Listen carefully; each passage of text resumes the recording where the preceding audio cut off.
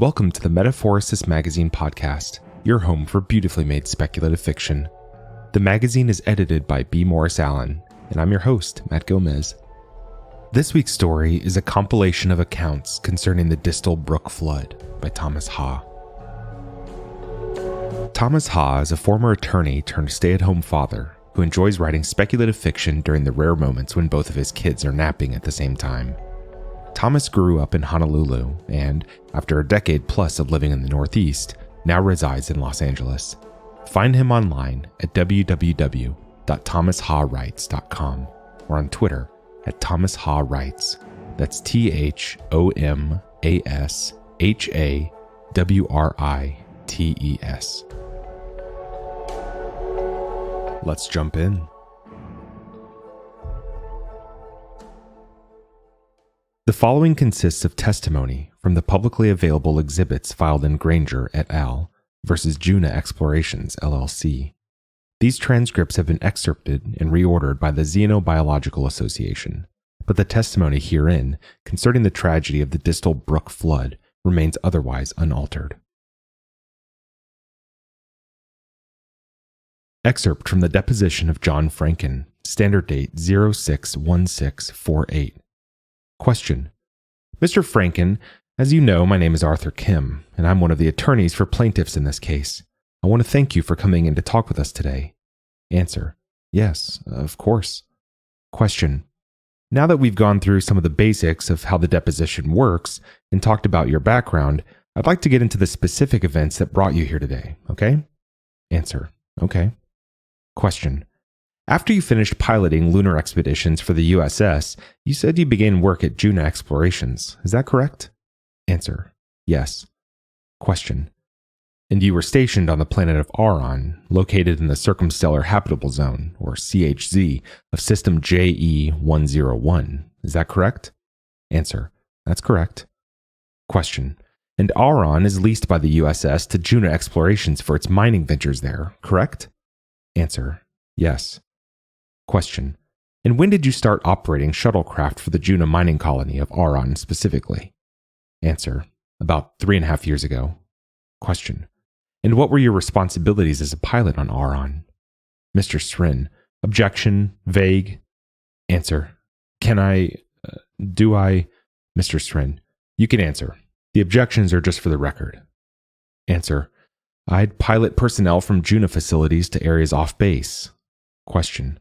When you say off base, you mean you would fly from mining facilities on the body of the Gigantiform to other locations on Auron, correct? Answer. That's correct. The Juna facilities are concentrated on the organism's hand, 2 on each finger, 2 on the thumb, and then 1 management facility overseeing operations at the wrist. Question. And you would typically pilot flights to and from that management facility, the one on the Gigantiform's wrist, correct? Answer. Yeah, most of the locals call it the Sleepy Giant or Giant, but that's right. I would cover the rest. Question. Understood, Mr. Franken. I've seen the pictures, and that nickname certainly fits. I can only imagine what an alien organism of that size looks like from above on a shuttlecraft. Answer. Yeah, it's something. I've come across a lot of things during my time with the USS, but nothing like him. That rocky body. The parts you can see coming out of the planet's surface anyway, stretched out for kilometers like that. Every time I fly over it, I think of the old Earth explorers who wrote about finding God in nature. Those guys would blow their top if they... Mr. Sren. Excuse me, Mr. Franken. I know depositions are unnatural, and you want to treat this like a conversation, but I'd ask that you please wait until Mr. Kim asks you a question, okay? Answer. Oh, yeah, sorry. Question. That's okay, Mr. Franken. I know exactly what you mean. Now, as you alluded to just now, the way I understand it, the Gigantiform is partially submerged in Auron's surface, but segments of the skull, the hands, parts of the arms, those sit above ground, correct? Answer.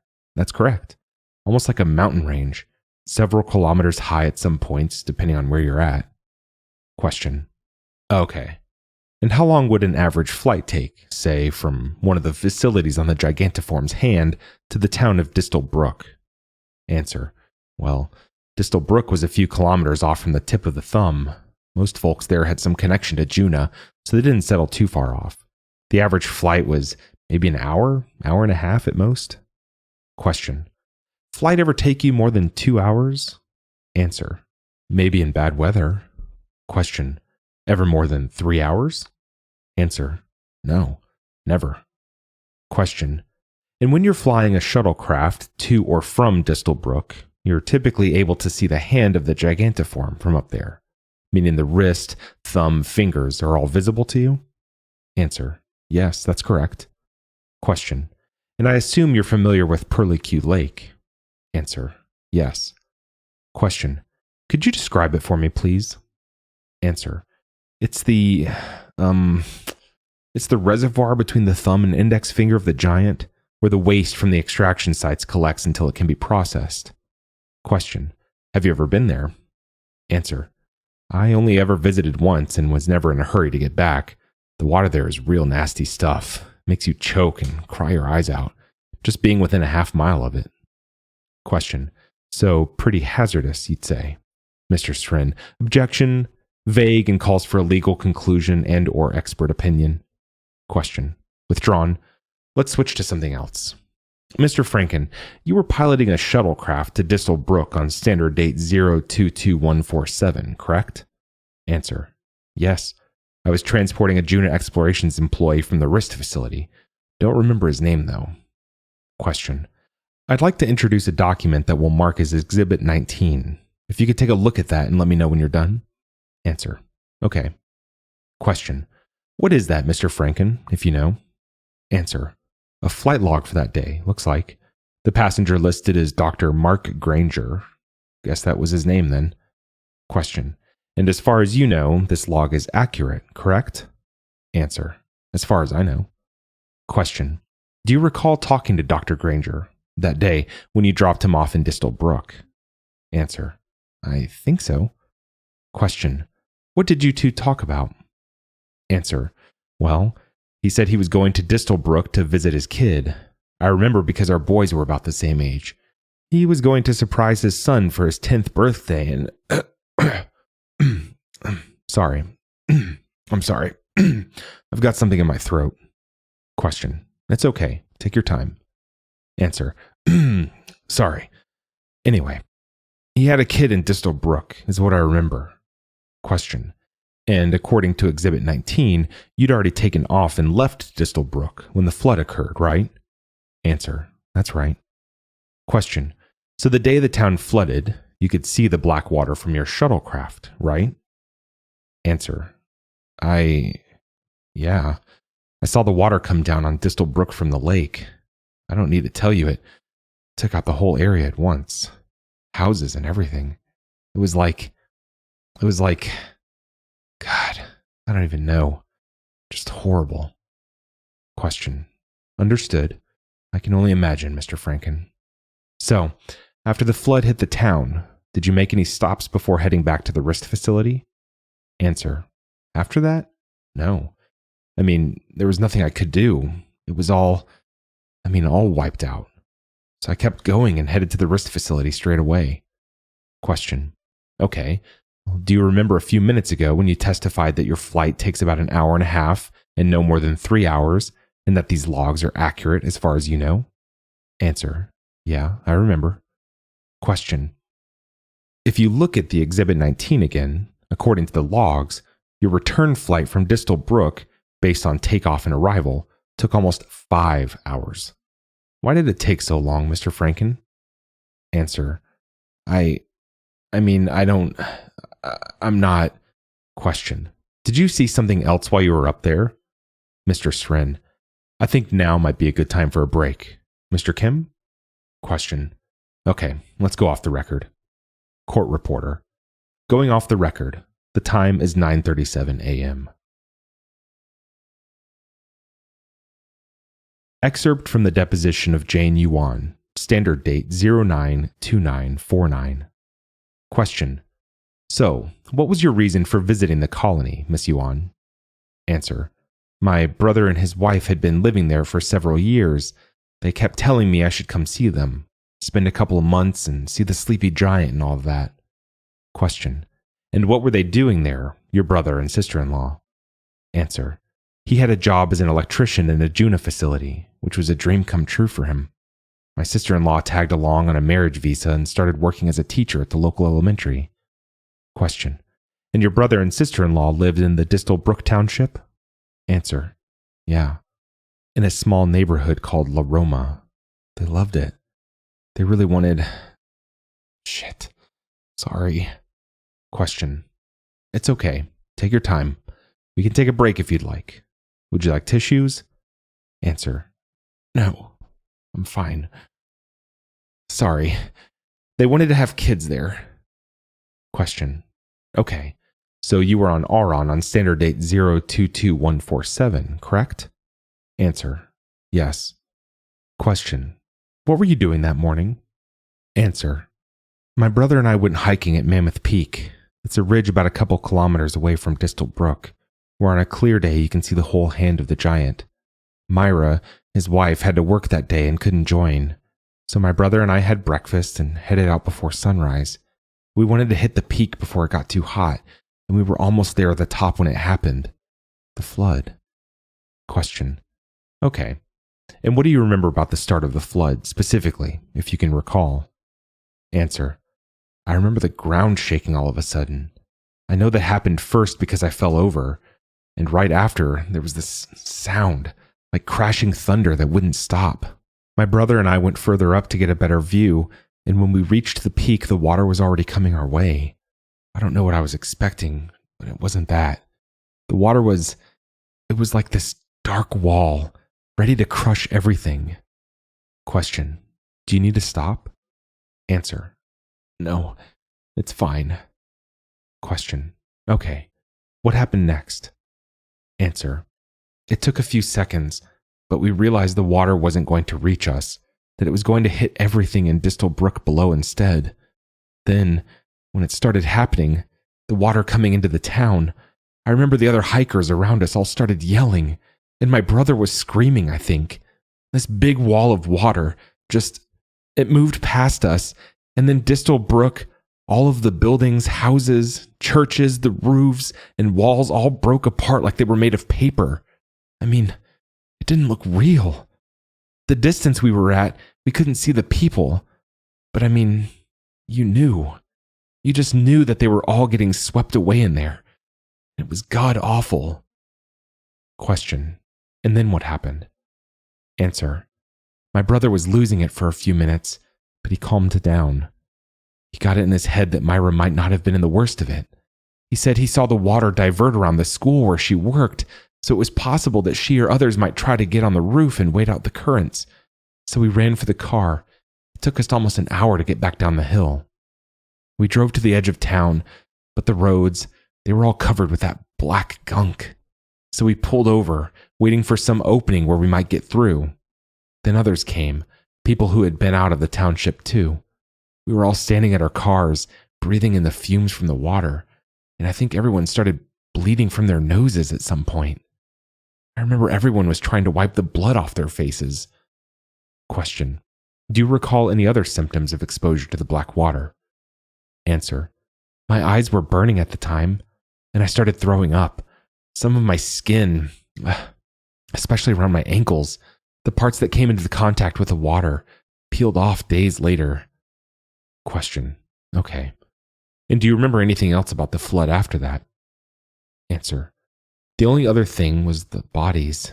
I mean, I still don't even know if they were bodies, but these black masses started floating to the surface after a while, like lumps in a stew. We tried to pull one out when it got close to us, but we couldn't really touch the water because of the way it burned. There was nothing. I mean, there was nothing we could do for anyone. We were all just stuck there, waiting, watching the black water carry everything off. Question: and how long were you over there, at the edge of the town? Answer: a few hours, until the Juna explorations team came to lift us out, and we never got to the school, not that it would have made any difference. Question: where did they take you after that? Answer: my brother and I spent a couple of months in a facility recovering. Later, some Juna people came and talked to us. They told my brother that they were investigating, but that Myra and anyone else still missing was almost certainly gone. Then they offered him a settlement, 50,000 and free passage back to Earth. His wife, dead. House gone. Everyone he knew, drowned. And that was 50,000 to them. I told him not to sign, but I think after everything he went through, he just wanted it to be over with. To go back home and forget that place ever existed. Question. And did you sign a settlement agreement too? Answer. No. Question. So, after your recovery, you and your brother went back to Earth? Answer. Yes. I tried to take care of him for a while, but he never really adjusted to being back. And at some point, he joined the TC, and I think it only made him worse. Question. Sorry, TC? Answer. Titan Church? They're mostly planet-bound, but they're starting to crop up in other systems. They're kind of, what's the word? Cultish types? Obsessed with the giant. Anything and everything giant-related is important to them. So after the flood, the TC really fixated on the survivors because of their connection to Auron. They tried to get me to come with them, but I always refused. My brother, though, he didn't have anything else, so he went right along. He attended their masses, and I think he spoke a few times about what he saw in Auron. To be honest, I don't really know much more. My brother and I didn't see each other as often once he became a member. Question. I understand, Miss Yuan, and I'm sorry to ask. I already know, but I need this for the record. What happened to your brother? Answer. He passed away late last year. He'd been on a lot of pain medications because of the black water, and one day he just took too much, and they just found him like that, in his tub. Still not clear if he meant to. Sorry. Just not clear what happened. Sorry. I don't know what I'm saying anymore. Question. It's okay. I just want to say again that I'm very sorry for your loss, and I think this is a good time for a break, but I just want to clarify something. You are not a party to this lawsuit. You chose to opt out and are here as a third-party fact witness, right? Answer. Right. Question. So I have to ask, why not join and soon June explorations like the others? Answer. No offense, but I don't really see a point. Everything Juna touches is poison, including their money. So fuck them all to hell as far as I'm concerned. Question. Okay, let's take a break. Excerpt from the deposition of Teresa de Leon, Volume 1, Standard Date 020650. Question. Okay, Mrs. de Leon, let's take a look at Exhibit 80 again. That one. The press release regarding your promotion.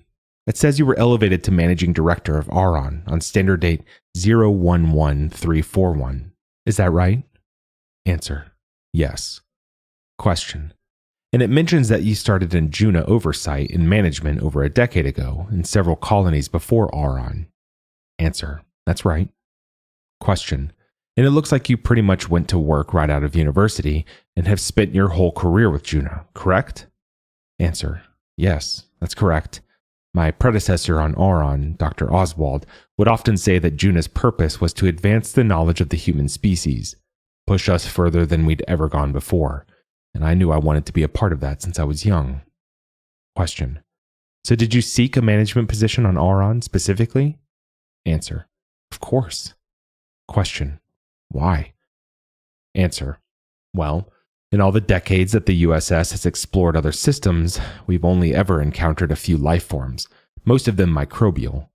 The gigantiform is, to date, the only complex extraterrestrial organism we've discovered.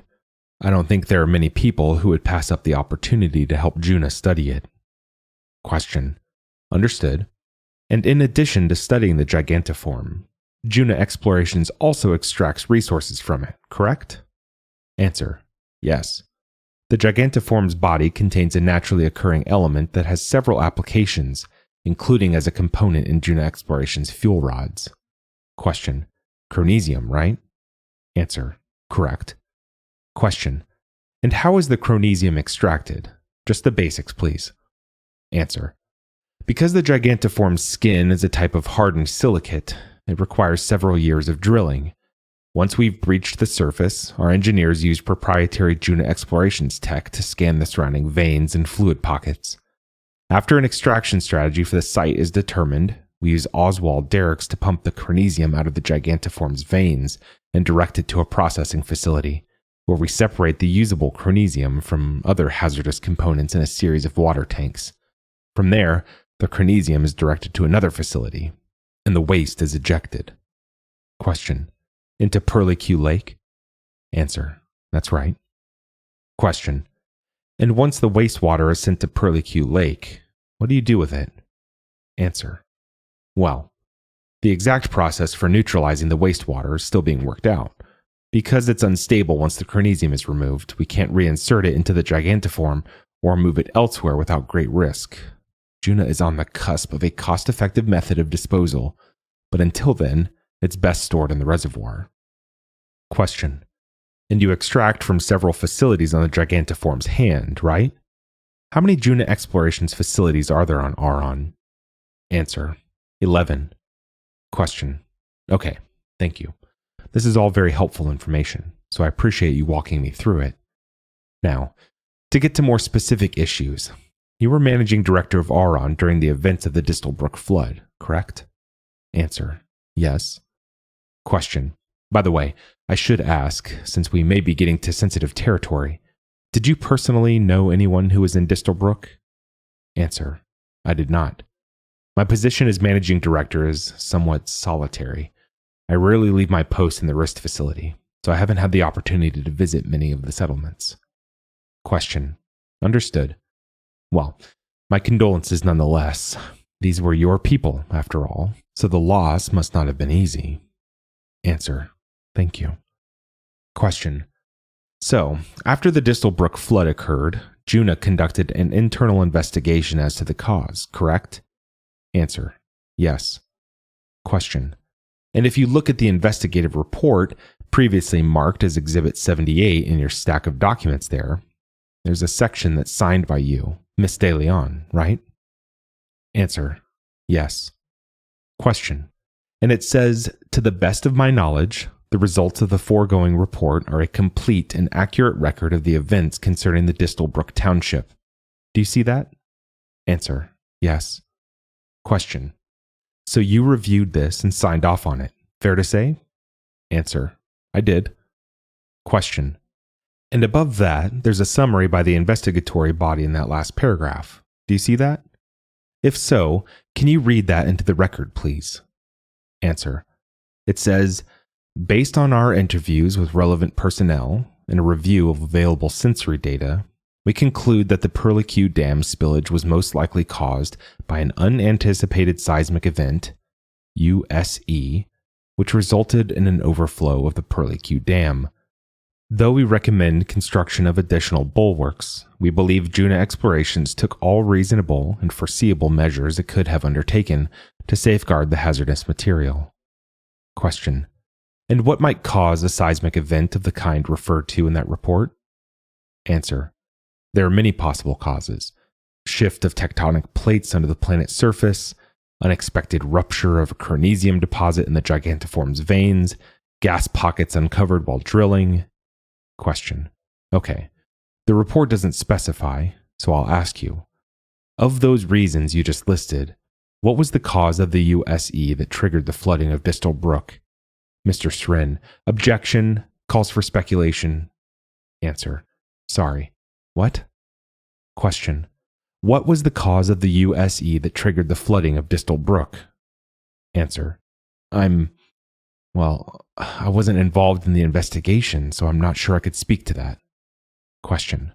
Okay.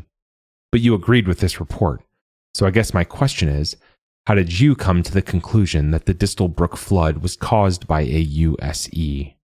Answer. Well, I had no reason to doubt the investigative body. Question. But, to be clear, you reviewed no underlying data to support that finding, did you? Answer. I did not. Question. Okay. Let's change gears a little bit. Could you look at the photograph in the investigative report, the visual evidence of wreckage in Distal Brook, 2 pages earlier. What do you see in the background of that landscape? Answer. I believe it's the Perlicue Dam. Question. Anything about that looks strange to you? Mr. Srin. Objection. Vague. Answer. I'm not sure what you mean. Question. Do you see any damage to the dam in that picture? Cracks, fissures, anything of that nature? Answer. It's difficult to know for sure from one photograph, but based on this, I mean, no. It doesn't seem to be damaged from what I can see. Question. Now, if the dam had cracked, it'd be a large undertaking to repair it, I assume. You'd have to call in construction teams, halt extraction at nearby facilities, if not do more. Answer. Yes, that's right. Question. And as managing director of Auron, you'd know if something as major as reconstruction of portions of the dam occurred? Answer. Yes. Question. So, to your knowledge, was the dam repaired in that fashion? Answer. No, not to my knowledge. I believe the Juna Explorations teams analyzed the damage and told us no further work was necessary. Question. And that didn't seem odd to you? Mr. Srin. Objection. Vague. Answer. I guess. At the time, there was a lot going on, and I trusted the process. Question. Earlier, you were talking about your responsibilities as a managing director. Is safeguarding the health and safety of the colonists one of those responsibilities? Answer. Yes. Question. And you mentioned that you chose to work on Auron because you wanted to help humankind, essentially, right? Mr. Srin. Objection. Misstates prior testimony. Answer. Yes. Question. So, if you had the opportunity to protect your fellow man on that colony, you absolutely would have done that, right? Answer. Yes. Question. But when Juna's off-planet team told you Perlicue Dam didn't need repairs and didn't identify any specific cause for the flood, you didn't find that strange. Didn't bat an eye, right? To put it simply, you didn't actually do anything to try to figure out what killed all of those people, did you? Mr. Srin. Objection. Kim, this is out of line. Question. Mr. Srin, a question is pending, and Miss De Leon is in the middle of the answer. Madam Court Reporter, read that back, please. Court Reporter. To put it simply, you didn't actually do anything to try to figure out what killed all of those people, did you? Answer. I did. I did what I could. Mr. Srin, we're going off the record right now. Kim, outside. Question. Thank you, Miss De Leon. Let's take a short break. Court Reporter. And we're off the record. Excerpt from the deposition of Charles Baylor, standard date 110650. Question. Mr. Baylor, did you get any daily reports about activities on Auron? Mr. Srin. Objection. Vague. Answer. That is vague, isn't it? I don't know if I understand that. Ask it again. Question. Mr. Baylor, did you get any reports about activities on Auron? Answer. Well, as CEO, I get a lot of reports. Juna Explorations has over 200 colonies, over 3,000 research facilities, over 10 million colonist citizens. So I'm sure I got reports, but it's hard to know what you mean without looking at a specific document. Question. Okay. And do you know what a USE is? Answer. Again, I can't be sure without reviewing documentation. Unanticipated seismic event, or something like that. Question. Let's move on to something else. Is the gigantiform dead? Mr. Srin. Objection. Vague. Calls for legal conclusion and or expert testimony. Answer. What? Question. Simple question. Is the gigantiform on Auron dead? Yes or no? Mr. Srin. Same objections. Answer. It's an organism that doesn't meet any of the established USS criteria for life. It doesn't metabolize, grow, adapt to its environment, respond to stimuli, or reproduce, as far as we can observe. Question. Is it dead? Mr. Srin, same objections, and asked and answered. Answer, look, it means no specific criterion for life. Question, interesting choice of words. Let's take a look at the following, previously marked as Exhibit 49. This is a public document. Take a minute to read it. Answer, I don't have to. I know it. My father had a copy of this framed in our house. Question, what is the document, Mr. Baylor? Answer, it's a press statement from June's chief science officer, Dr. Malcolm Oswald, from when they announced the discovery of the gigantiform. Question, and Dr. Oswald was also the previous managing director of Auron, correct? Answer, that's right. Question, and he established the first extraction facilities and their protocols on Auron 30 years ago, correct? Answer, yeah, you got it. I like this guy. He's very prepared. Question, thank you, Mr. Baylor. I appreciate your confidence. Now, please look at the bottom of the first paragraph. Could you read that into the record, please? Answer, this is a remarkable step forward for Juna explorations and humanity as a whole. Already, this organism has revealed great wonders we have yet to fully understand.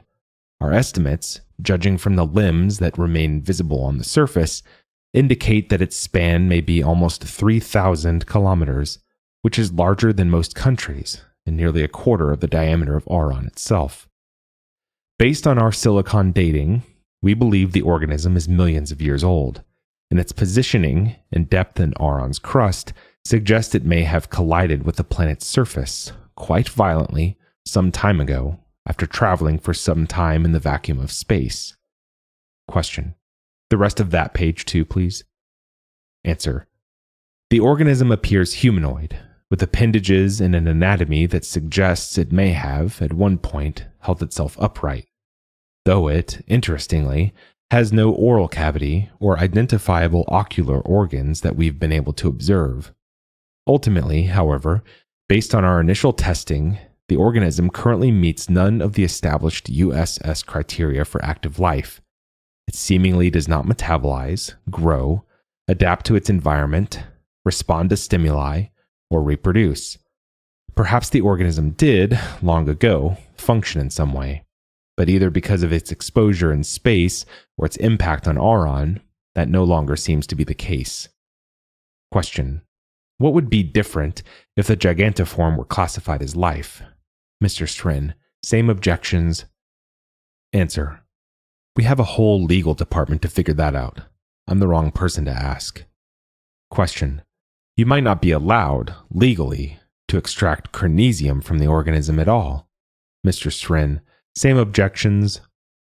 Answer, look, I said I don't know. What does this even have to do with this case? Did someone put you up to this? The TC? Question, when you say TC, are you referring to the Titan Church? Answer, who else would I be referring to? Yes, the nut jobs. Mr. Strin, maybe we should take a break? Answer, no, it's fine. I just don't like this religious activism invading scientific industry. It isn't right. And you know they're lobbying the Xenobiological Association too, so I can smell them a mile away. You asking for them or what? Question, Mr. Baylor, I assure you that the only people I represent are the victims of Distal Brook and their families. But let's change topics. I'm going to mark the following as Exhibit 161. Please take a moment to review. What is this, Mr. Baylor, if you know? Answer, it appears to be an annual seismometer output aggregation report for Auron. Question, and you see that first line where it says standard date 112146? And then next to that it says USE registered, right? Answer, sure. Question, and next to that there's a reference to BE engaged. What is BE a reference to? Answer, I wouldn't know exactly. You'd have to ask the managing director, Miss De Leon. Question, okay. As you can see, the document goes on with similar dates and USEs for standard year 46, the year prior to the Distal Brook flood. And by my count, there are about 135 USEs registered, or an average of 10 or more a month. My question to you is, if these events occur with that kind of regularity, how could they possibly be unanticipated? Mr. Srin, objection, calls for a legal conclusion and/or expert testimony. Answer, you'd have to ask the seismometer technicians. That's just how we classify them. Question, I'm asking you, Mr. Baylor. If there are this many seismic events at this frequency, your position is that Juna Explorations doesn't anticipate them? Mr. Srin, same objections, and asked and answered, and harassing the witness. Answer, I'm saying I don't know. Question, but to your knowledge, no employee of Juna Explorations takes the position that these seismic events can be predicted, right? Answer, I can't speak for every single employee. I don't want to misstate anything. Question, Mr. Baylor, please stop looking at your attorney. I know Mr. Srin is about to explode in a minute, but he knows full well that you have to answer this question. I'd also remind you again that you're testifying under penalty of perjury. Has any Juna Explorations employee, to your knowledge, ever asserted that these seismic events can be predicted? Mr. Srin, this is outrageous. I'm dialing the judge's chambers this second. Mr. Baylor, please step outside. Counsel, we're going off the record. Court reporter, and we're off the record. Court reporter, and we're back on the record. Question. Now that we've stretched our legs and Mr. Srin has gotten that out of his system, let's try this again. Has any Juna employee, to your knowledge, ever asserted that these seismic events can be predicted? Answer. It's possible someone may have. Question. Who? Answer. Dr. Malcolm Oswald. Mr. Srin, per our discussion, we're going to designate this portion of the testimony highly confidential pursuant to the stipulated protective order. Remainder of testimony redacted. Excerpt from the deposition of Teresa de Leon, Volume 2, Standard Date 062652. Question. Miss de Leon, welcome back. It's been some time, almost a year and a half. Answer. Yes. Question. I apologize for the delay. It took the attorneys a while to work out a second day of deposition. Nonetheless, we're glad we were able to proceed, as I'm sure you are. Answer. Yes, I'd just like this to be done. Question. Before we start, I want to go back to some of your statements in your prior deposition, and we can refer to the transcript if you need it at any point. Just let me know, okay? Answer. Okay. Question. The last time we spoke, you briefly mentioned the previous managing director on Auron, Dr. Malcolm Oswald. How well did you know Dr. Oswald, if at all? Answer. Reasonably well. He stayed on for a year after I arrived to help with the transition. He taught me everything he knew about the Gigantiform, the colony, and his work on Auron before he returned to Earth. Question. And did you ever keep in contact with him after that? Answer. Unfortunately, no. He passed away, and we didn't get a chance to connect in the intervening years. Question. Are you aware that after his tenure on Auron, he began writing publicly about the Gigantiform? Answer. I don't think I heard that exactly. I've been told he declined a bit in his old age and became a bit troubled, but I'm not aware of the specifics beyond that. Question. Were you aware that, later in life, he disavowed his work as managing director for Juna Explorations and believed that the company had engaged in unethical, abusive practices? Answer. I was not. No. Question. Were you aware that his writing gained traction with a number of individuals on Earth, and, after his death, they started an organization dedicated to some of the tenets of his work, an organization known as the Titan Church? Answer. I've heard of them, but I'm not sure what this has to do with... Question. Don't worry. We'll discuss that in a moment. Now, during your last deposition, I asked you if you knew anyone in Distal Brook, and you said you did not. Do you recall that discussion? Answer. Yes. Question. I'd like to introduce the following as Exhibit 284. What is this, Miss de Leon? Answer. It appears to be a request for leave that I signed for an employee to attend a family event. It's standard for me to do so for certain supervisory positions. Child's birthday, it says. Request came from a Dr. Mark Granger. Question. Who is Mark Granger? Answer. He was a researcher who worked at the wrist facility.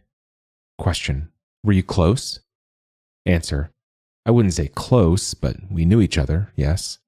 He was part of a team that tested Chronesium applications, so I'd interact with him regularly as part of my duties as managing director.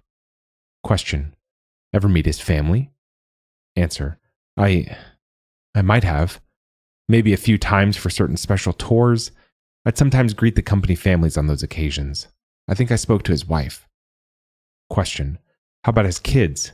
Meet his kids? Mr. Srin. Objection. Harassing the witness. Answer. 2 boys, maybe. I'm not sure. Question. And what happened to Dr. Granger, if you know? Answer. He was in the Distal Brook at the time of the flood. Question. Meaning he died, correct? Answer. Yes. Question. His family too, correct? Mr. Srin. Objection. Harassing the witness. Answer. Yes. Question. In fact, his older son died on his 10th birthday, the day of the Distal Brook flood, correct? Mr. Srin. Same objections. What the hell is this, Kim? Are you seriously going to try and... Question. Counsel? I'm making it clear that we're going to be thorough in correcting the record. I also want to remind Miss De Leon of her responsibilities as managing director of Auron before we revisit her other answers. Now, I've tolerated your interruptions in the past, but I ask that you please refrain from this extensive commentary, which, you know as well as I do, is impermissible during your client's testimony. Mr. Srin, you... Question. I mean it, counsel. Anything beyond simple objections, and I'll be forced to file another motion for sanctions. And you know the judge will be open to granting it again. Okay. Now, with that out of the way, please answer the question regarding Dr. Granger's son, Miss De Leon. Answer. To my knowledge, yes. Dr. Granger's son was one of the victims of the flood. His school was... The Distal Brook Elementary School was one of the buildings that flooded. A number of colonists, teachers, students were, from what I know, they didn't make it out of the township.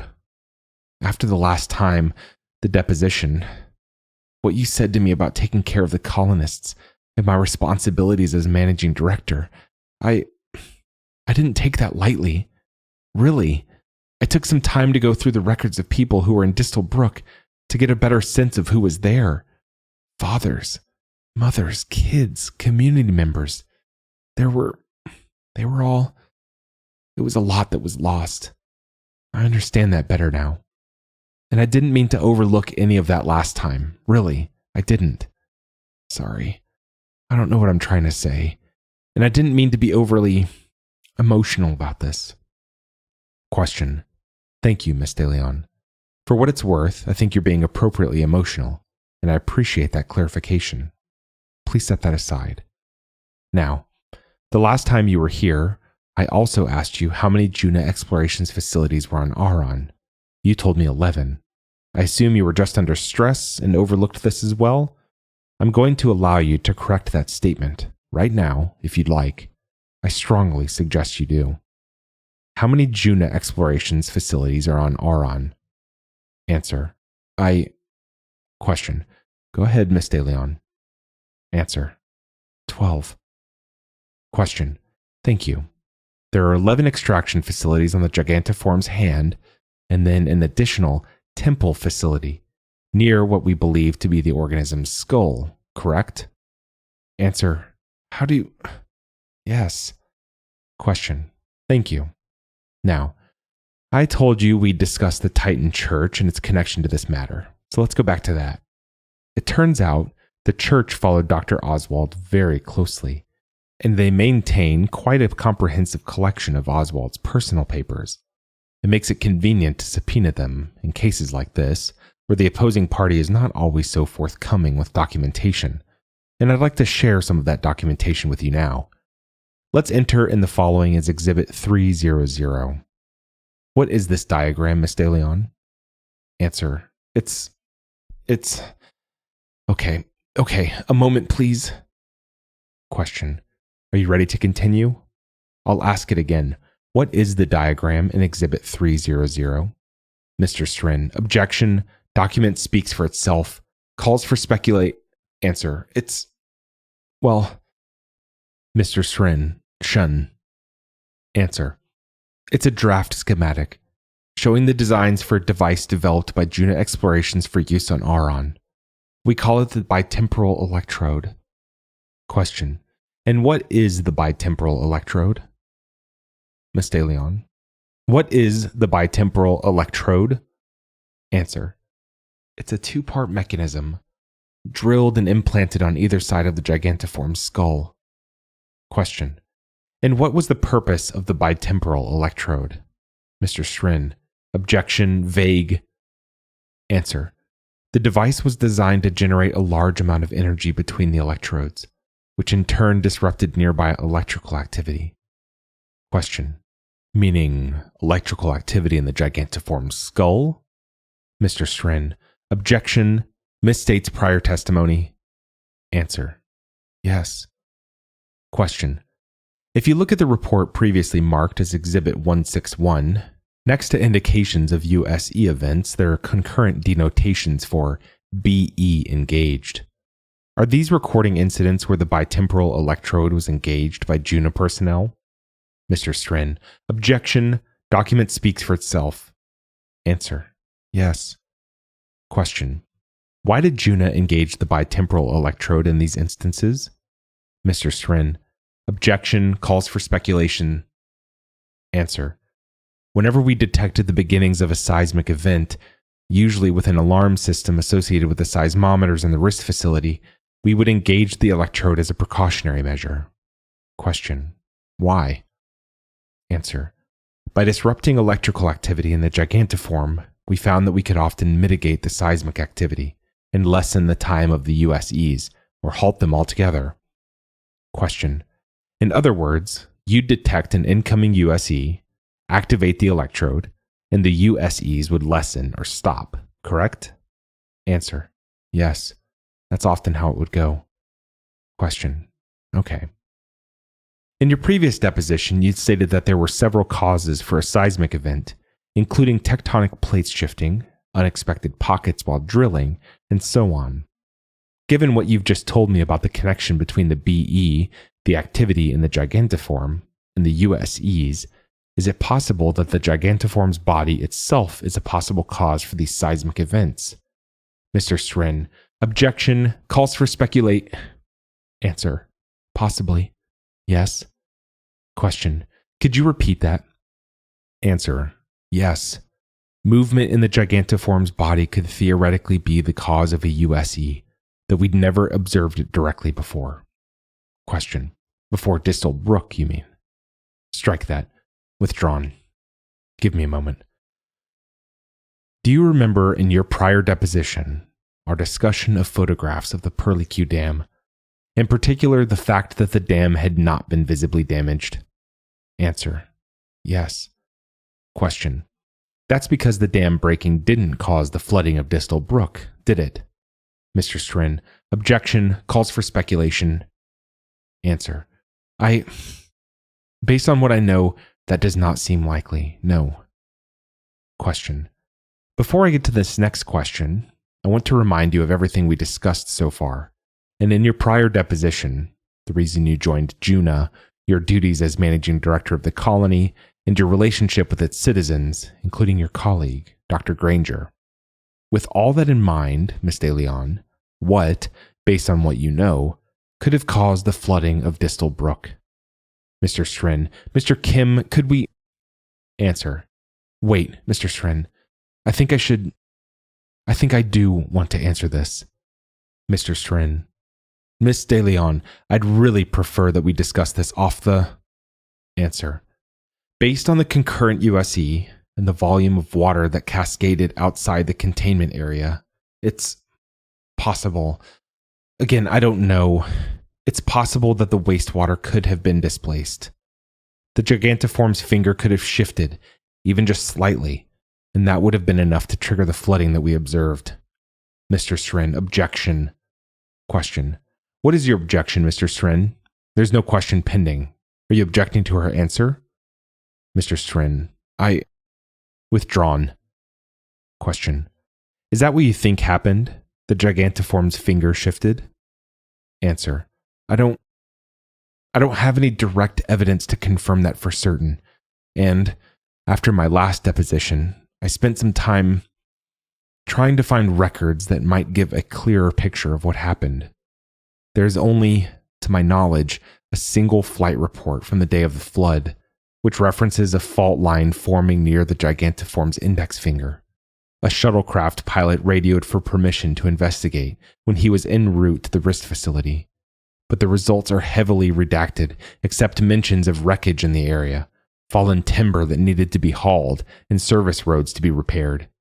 I haven't been able to find any more information than that. Nevertheless, based solely on what I do know about the Gigantiform's physiology, as well as our facilities and history with the organism, I do believe that it's at least capable of moving as a general matter. Yes. Question. So, just to be clear, the day the flood occurred, you, as managing director, were at least aware of the possibility that the Gigantiform could move, correct? Answer. Again, only theoretically. But yes, that's correct. Question. And were any of the colonist citizens of Auron aware of this theoretical possibility too? Answer. Not to my knowledge. No. Question. Was your colleague, Dr. Granger, or any of his family, aware of this theoretical possibility? Answer. I'm sorry. Give me a second. Not to my knowledge, no. Question. And did you, or anyone else in Juna Explorations, take steps to inform anyone on Auron of the theoretical possibility that the Gigantiform could, in fact, move? Answer. No, we did not. Question. So, all of those colonist citizens who died when that hazardous material overflowed into Distal Brook, they had no idea they were risking their lives, creating a settlement so close to the organism, did they? Answer. No. Sorry. Question. Why didn't Juna just tell them any of this? Any of what you're telling me now? Answer. I don't know. Juna had been mining for decades without incident, and we believed we had an effective mechanism for minimizing any such risk. Knowing what I know now, if I could warn them, if I could have foreseen all of this, then I would have. I just didn't know. Excuse me. Question. Take your time. Okay. Now, whether or not Juna had minimized risk from the Gigantiform with the BE, the organism's movement could potentially indicate that it's still alive, couldn't it? Answer. It could. Question. And that classification by the USS could complicate Juna Exploration's extraction operations, couldn't it, Miss De Leon? Answer. Yes, it could. Question. That could prevent the USS from extracting chronesium, a resource it relies on to produce its fuel rods, and that is key to expanding its colonies. Answer. It could have that outcome, yes. Question. So it's in Juna's interest to withhold any information that would lead to that outcome, isn't it? Answer. It would cause problems for Juna if that information were known to others, yes. Question. Okay, Miss De Leon, thank you. This is a lot of new information we've covered just now, so I'm going to want to go through this again in more detail. It also looks like Mr. Strin is signaling to me that he needs to contact his client, and he and I may have a few more things to discuss as well. But before we go off the record momentarily, I have to ask, if Juna is suppressing the Gigantiform's movement, is it at all possible that the organism is aware of what's happening? Answer. Aware of what's happening? I don't... Question. That it knows what's going on Aron. What Juna is doing to its body, I mean. Answer. I don't think... there's no way to really know if... I don't know. Question. Never mind. Answer. Sorry. Question. Forget it. Withdrawn. I think that's enough for now. Let's go off the record, please. Court reporter. The time is 11:32 a.m., and we are going off the record. Afterward. Juna Exploration's press release. Standard date 081652. New Distal Brook, Aron, in New York City, New York. Juna Explorations has reached a $20 billion global settlement with the colonists affected by the Distal Brook flood. The settlement includes dismissal of all current suits concerning or related to the flooding of the Distal Brook Township. All other terms of the settlement are confidential. Juna Exploration stands behind the brave men and women who comprise our colonies, and we hope that, with this settlement, they and we can look toward a safe and secure future among the stars, said Charles Baylor, CEO of Juna Explorations. My clients are relieved that they can finally move on with their lives, said lead plaintiff's counsel Arthur Kim. They believe and hope that this tragedy will instruct Juna Explorations operations going forward, so that no one else has to suffer the losses that they have suffered, and no one else will have to endure what they've endured. Second afterward. Letter from A. Kim to X.A. Chairman Campos. Standard date 011254. Dear Chairman Campos, I'm writing in response to the Xenobiological Association's request for a comment on the historic victory achieved by the victims of Distal Brook, as it was phrased in the letter directed to my office. I understand you would like to potentially use any such response as a postscript to a compilation you are preparing concerning the events of the flood. While I cannot discuss the substance of the settlement beyond what is publicly known, I am writing primarily to correct your characterization of the resolution of this case. As you, and all of the USS, probably know well by now, my clients lost far more than Juna Explorations could compensate them for, and I suspect those who've survived will not know a semblance of peace or normalcy for many years to come. Though the dollar amount presented by Juna Explorations is impressive at a glance, it results in very little for the individual victims once costs are deducted and the settlement is divided by the tens of thousands of plaintiffs, many of whom aren't alive to see that award anyway. The simple truth is that we only accepted the settlement because my clients could not afford, financially or emotionally, to fight the mega colonies of Juna Explorations in court for another 5 years. It was for that reason that my firm abstained from collecting its fees, as did a number of other firms involved in this case. Meanwhile, mining operations continue on Aron unchanged. To date, there has been no public analysis or even recognition of the seismic risks associated with extraction from the Gigantiform.